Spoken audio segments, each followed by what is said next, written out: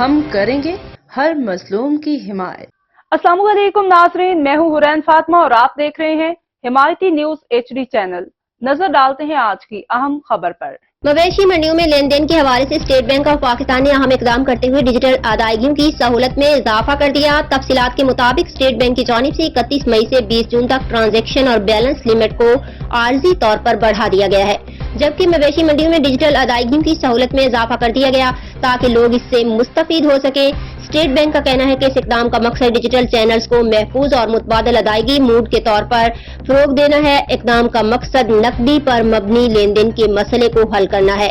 اس سے قبل کراچی میں مویشی منڈی جانے والے شہریوں اور تاجروں کی سیکیورٹی کے لیے سندھ اسمبلی میں قرارداد بھی جمع کروائی گئی تھی۔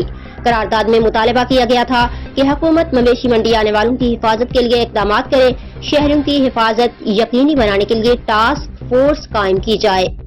اب تک کے لیے اتنا ہی۔ مزید خبروں اور اپڈیٹ سے باخبر رہنے کے لیے دیکھتے رہیں حمایتی نیوز HD چینل۔